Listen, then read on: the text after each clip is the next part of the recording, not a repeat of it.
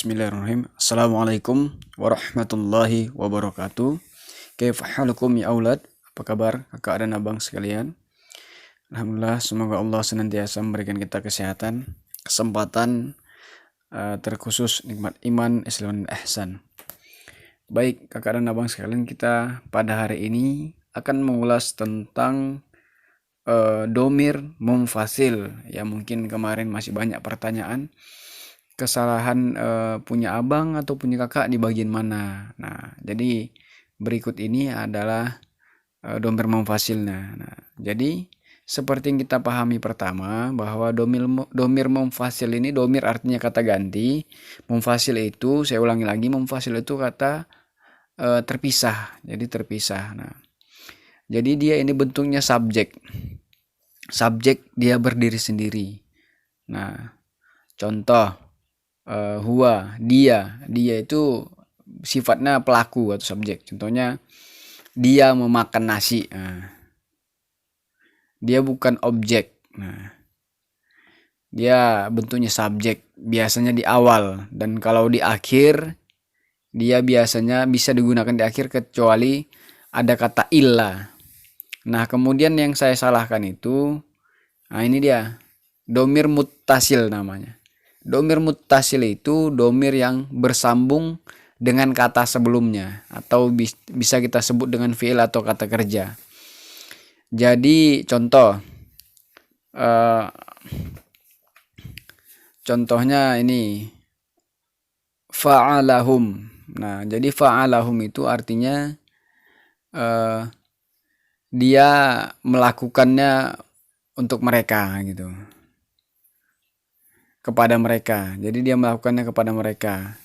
Jadi hum di sini atau muttasil di sini artinya bersambung. Nah, kalaupun dia tidak bersambung dengan katanya atau kata kerjanya, maka maknanya yang tersambung. Nah, jadi ada yang saya salahkan itu merupakan kebanyakan itu, rata-rata yang saya salahkan itu adalah domir muttasil. Dia terhubung atau tersambung dengan kata sebelumnya. Nah, kemudian ada pertanyaan. Oke, baik. Contohnya itu kata huwa di dalam surah Al-Ikhlas ayat pertama itu qul huwallahu ahad. Jadi kata huwa ini dia sebagai subjek, ya. Dia terpisah, dia tidak tersambung dengan kata kerja. Jadi dan dia di awal. Ya, kita selanjutnya ke kata hiya. Nah, kata di sini ada kata hiya wa ma hiya. Nah, tidak ada kata tersambung dengan kata sebelumnya. Dan dia berdiri sendiri. Di sini artinya kan dia. Nah, kemudian kita masuk kata anta. Kita masuk kata anta di surah Al-Balad ayat 2. Wa anta halum bihadal balad. Jadi kata anta ini juga di awal dia. Nah, kita masuk ke surah Al-Qasas ayat 35. Bi ayatina antuma. Nah, di sini juga dia sebagai subjek atau pelaku. Jadi domir munfasil itu dia yang terpisah, ya. Dia tidak tersambung dengan kata kerja. Kata kerja domir, yaitu kata kerja fi'il madi. Nanti bakal kita pelajari untuk pembelajaran selanjutnya. Kemudian kita nahnu nakussu. Nah, di sini di dalam surah Al-Kahfi ayat 13 juga dijelaskan dia subjek, ya, atau domir munfasil. Kita masuk ke surah Al-Kafirun ayat 4 dan 5, ada kata ana dan ada kata antum. Ini juga di awal, ya. Ana dan antum. Nah, ada kata hum juga ini. Hum di surah Al-Baqarah ayat 82. Kata hum di sini dia di awal, ya. Hum, jadi bukan di akhir. Dan saya beberapa kali menyalahkan ada yang ayat Al-Quran yang kata humnya di akhir. Nah, itu bukan itu yang dimaksud. Itu adalah domir muttasil, terhubung dia dengan kata kerja sebelumnya. Oke, kita masuk kata hunna.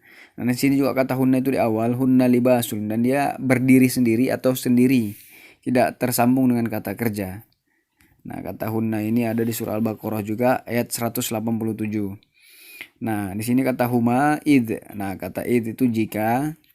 Nah, jadi kata id huma juga kata kerja. Kata domir munfasil, kata ganti. Nah, dia tidak terhubung dengan kata kerja manapun. Baik kakak dan abang, jadi ada dua kata yang tidak kita temukan, belum kita temukan di dalam Al-Quran, yaitu kata antuna dan juga kata anti. Nah, jadi kebanyakan kata anti itu atau antuna kita temukan antum, nah, begitu. Dan itu nilai yang saya berikan nanti bakalan jadi ada nilai plus atau bonus lah yang untuk antuna dan anti. Nah, kata huma dan antuma itu memang bergabung ya, kita jadikan satu. Nah, demikian ya. Oke, kakak dan abang sekalian, kita masuk ke pembelajaran selanjutnya, yaitu mengenai mubtada dan khabar. Nah, jadi ada kata mubtada, ada khabar. Apa itu mubtada dan khabar? Mubtada adalah kata benda atau isim yang berada di awal kalimat yang berkedudukan sebagai subjek. Nah, sedangkan khobar adalah kata yang pasti jatuh setelah mubtada dan berkedudukan sebagai predikat. Mungkin kita dulu pernah belajar subjek atau pelaku dan predikat. Jadi mubtada tadi dia yang pertama dan khobar penjelas yang kedua. Jadi kata domir munfasil tadi dia dikatakan sebagai khobar. Kata sebagai mubtada. Baru setelah ada mubtada baru khobar. Nah, khobar tadi predikat. Nah, contoh nih, kalau dia misalnya kalau dia mubtada'nya itu muzakkar atau dia laki-laki, maka dia harus laki-laki. Nah, jadi perlu kita jelaskan juga. Nah, ini. Jadi untuk pembahasan kali ini mubtada, nah ini mubtada dan ini khabar. Nah, jadi perhatikan contoh berikut ini. Huwa Faruq. Nah, jadi kata huwa di sini, huwanya itu adalah mubtada dan Faruq adalah khobar. Nah, khobar dan mubtada harus saling menyesuaikan dengan perincian sebagai berikut. Jika mubtada sebagai muzakkar, maka khobar harus muzakkar. Artinya apa? Muzakkar ini artinya laki-laki dan muzakkar ini arti laki-laki. Nah, huwa Faruk. Nah, si Faruk itu kan laki-laki, maka harus digunakan dia pakai huwa. Nah, jadi kalau misalnya ini hiya hilya. Nah, apa yang menunjukkan dia perempuan atau laki-laki? Biasanya kalau misalnya dia perempuan, dia ada tamar buto. Tamar buto ini apa? Itu dia yang seperti hilyah, ada tanya yang kalau misalnya kita sukunkan, kita matikan, dia jadi seperti ha mati ya. Hilyah ada titiknya, itu ada titik duanya. Tapi ada juga yang dia tidak ada titik duanya. Dia bersifat nama tapi nama perempuan. Contohnya apa? Alia, contohnya Alia, nggak ada hanya. Alia itu contohnya nama perempuan kan.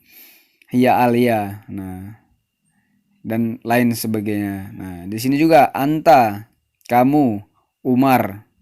Jadi anta di sini menunjukkan laki-laki, kan anta laki-laki. Kalau anti kan perempuan. Nah, Umar. Nah, di sini Umar juga laki-laki. Dia harus menyesuaikan sama mubtada'nya atau domir munfasilnya. Nah, kemudian kita masuk ke kalimat selanjutnya. Anti Ruqayyah. Nah, anti Ruqayyah. Kamu Ruqayyah. Artinya kamu si Ruqayyah. Dan satu lagi ana Mahmud. Nah, jadi kata anti memang harus menyesuaikan muannas. Jika mubtada berbentuk muannas, maka khabar harus muannas. Maksudnya adalah ketika anti atau ana tadi, dia muannas itu artinya perempuan. Kalau misalnya dia perempuan, maka sebelahnya atau predikatnya harus perempuan. Ruqayyah itu perempuan ya. Mahmud itu laki-laki. Nah, kemudian Kita masuk ke ini, ada telaah dan analisis contoh. Ada contoh yang salah. Kalimat pertama, hiya Faruk. Nah, jelas ya ini salah. Nah, kenapa salah? Karena kata hiya itu untuk perempuan, sedangkan si Faruk itu nama laki-laki. Nah, begitu juga di bawahnya, huwa hilyah. Ini juga kata yang salah. Huwa itu untuk laki-laki, sedangkan hilyah itu nama perempuan. Oke, baik kakak dan abang sekalian. Kita akan masuk ke pembahasan tugas. Kita masuk ke tugas. Ya, silakan dibuka halaman 23. Tugasnya hanya 5 ini saja. At-tadrib. Ya, tugas ikhtar as-sahih mimma bainal qausain. Artinya, pilihlah dengan benar di antara tanda kurung yang ada di bawah ini. Nah, contohnya tadi huwa. Tadi kan saya sebutkan tadi deh huwa Faruk. Nah, huwa Faruk. Nah, Faruk itu huwa itu menunjukkan laki-laki dan Faruk juga laki-laki. Jadi harus menyesuaikan sama mubtada'nya, sama domirnya. Huwa. Nah, terus kemudian ini ada ismi. Ismi itu menunjukkan nama saya. Huwa itu dia laki-laki. Nah, pilihlah yang juga laki-laki di dalam kurungnya. Apakah Tolibah atau Tolib atau Fatimah atau Sodiqoti. Nah, silahkan boleh. Pilih satu aja. Kemudian yang kedua, hiya. Hiya itu menunjukkan dia perempuan. Tolib itu artinya, oke, saya ulangi dari awal. Tolibah itu artinya pelajar perempuan. Tolib pelajar laki-laki. Fatimah itu Fatimah. Sodiqoti sahabat saya.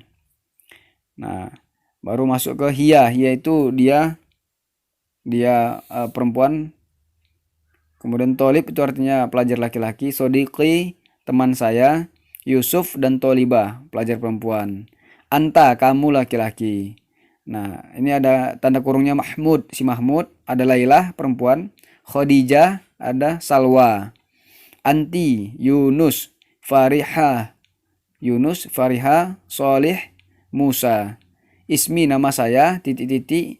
Saya seorang pelajar perempuan. Tolibah, ana Tolibah. Nah, apakah ini Nabilah atau Hashim atau Hisham atau Taufik. Nah, silahkan dipilih yang mana yang tepat. Nah, menyesuaikan dengan domir atau mubtada'nya. Yang pertama ya. Oke, kakak dan abang sekalian, silahkan dikerjakan. Jangan lupa nama dibuat, namanya isi hari, garis miring tanggal, kelas dan juga mata pelajaran. Demikian, semoga bermanfaat. Jazakumullah khairan katsiran. Assalamualaikum warahmatullahi wabarakatuh.